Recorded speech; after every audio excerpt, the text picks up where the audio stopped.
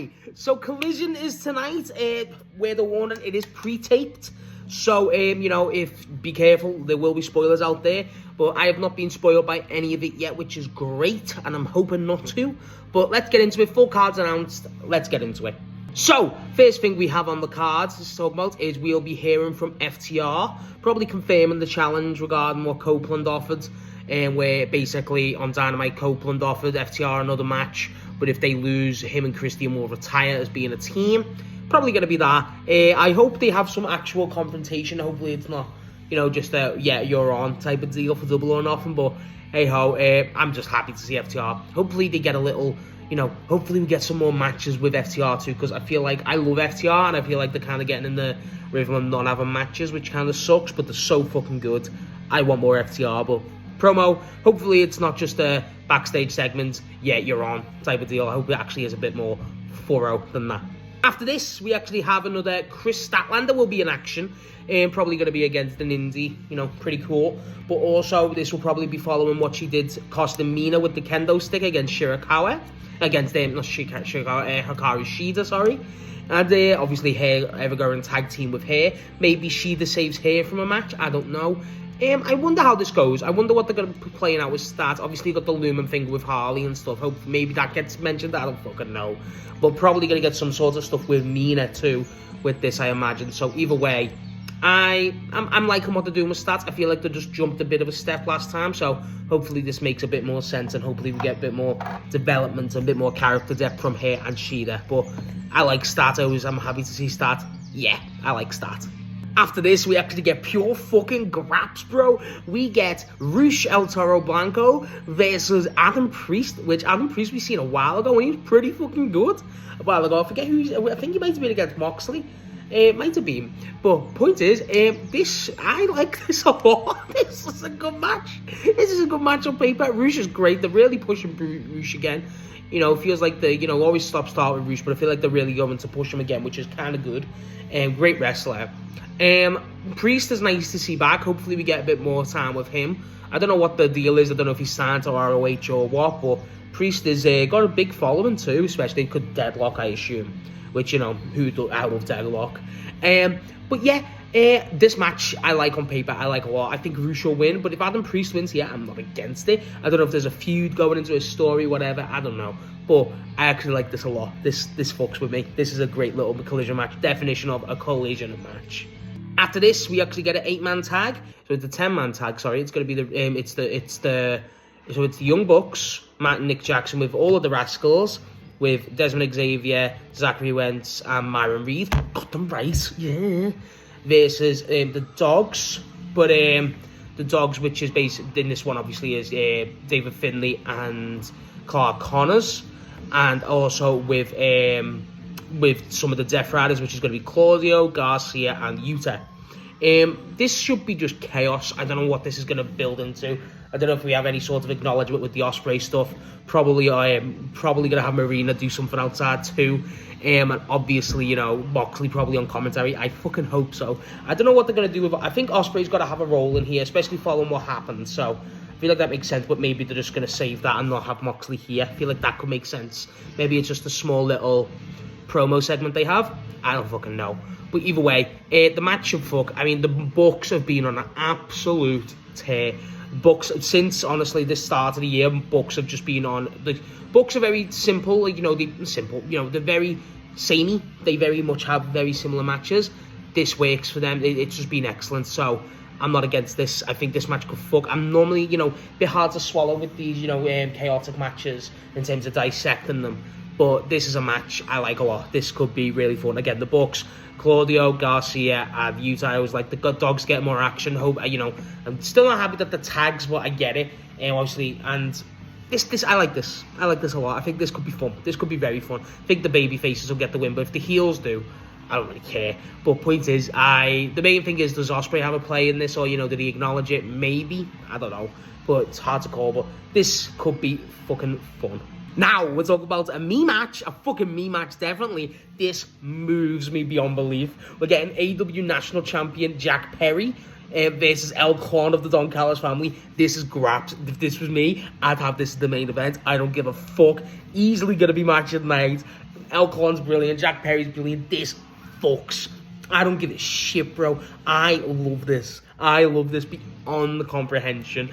I just love the match on paper's like, oh fuck yeah, Collision banger. Not even just a collision match, Collision banger. I fuck with this heavy. The match, this is easily my most anticipated match of the night, and it's quite a good collision on paper. So this match, I really fuck with. Honestly, I think Jack will retain, but if they're gonna have Jack basically go through all of the Don Callis family, because he obviously previously went up against Mark Davis, I'm not against that. I'm not against that at all.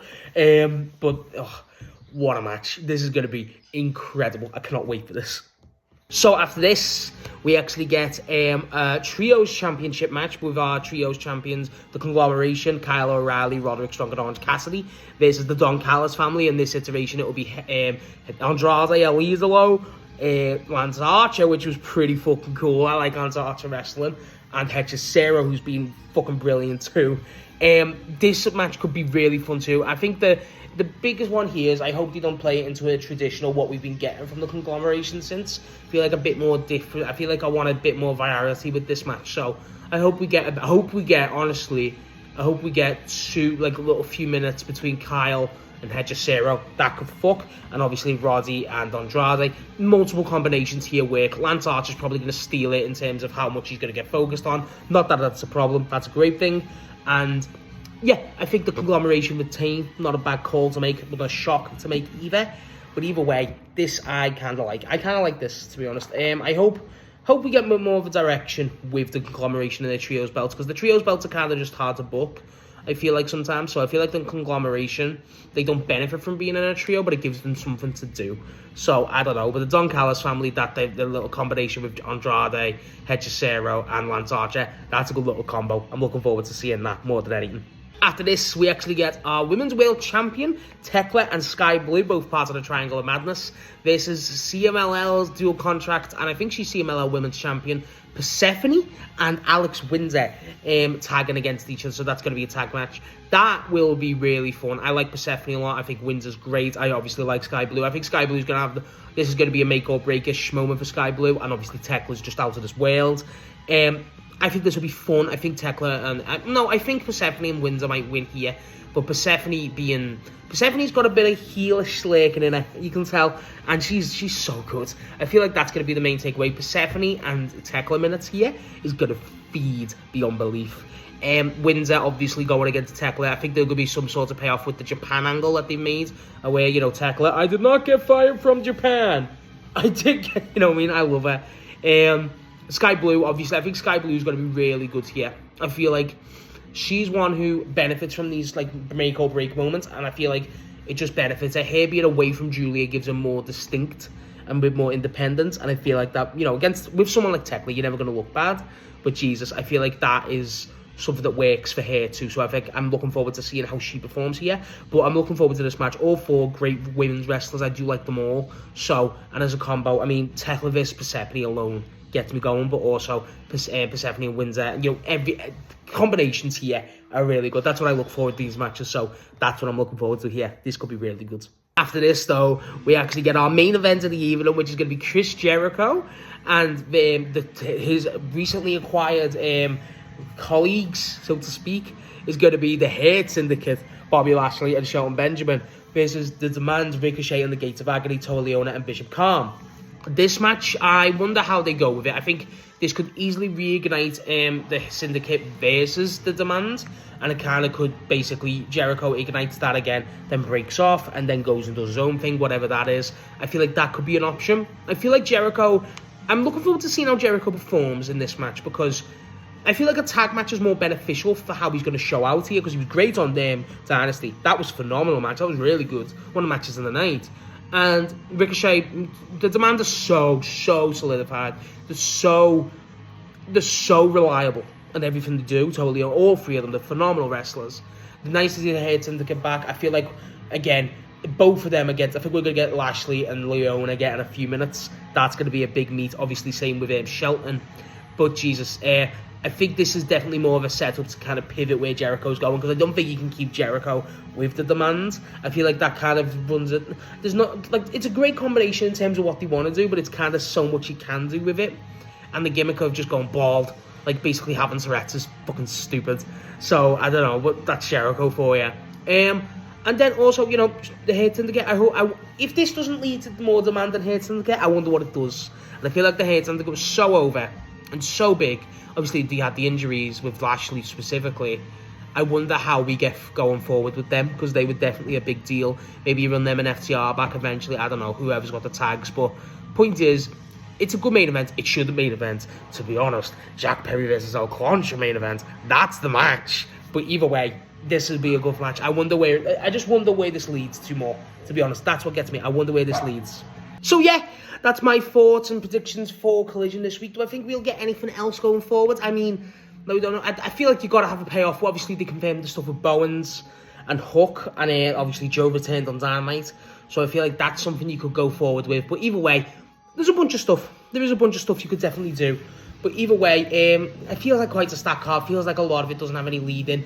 I mean, something with the Don Callis family, something with Darby too. Obviously with Brody, I think you get a hype package for that. I hope they establish what's going forward with Ciampa actually, but obviously because the match was so grueling and this was a double taping, kind of makes sense that you don't. But either way, I enjoyed this a lot. I think we could get a Brody promo too. But the stuff what we got, good. And obviously, you know, we got a lot of promos already confirmed with FTR and Statlander. So, makes sense. But the Bowen stuff with Hook not being advertised, weird, but that makes sense. I hope to God Joe slimes him out. Slime him out. Kill him. So yeah, let me know what you think's going to happen on Collision tonight. It looks like a pretty stacked card. How excited for you, and what's your match tonight? Mine is Jack Perry versus O'Con, if you didn't know.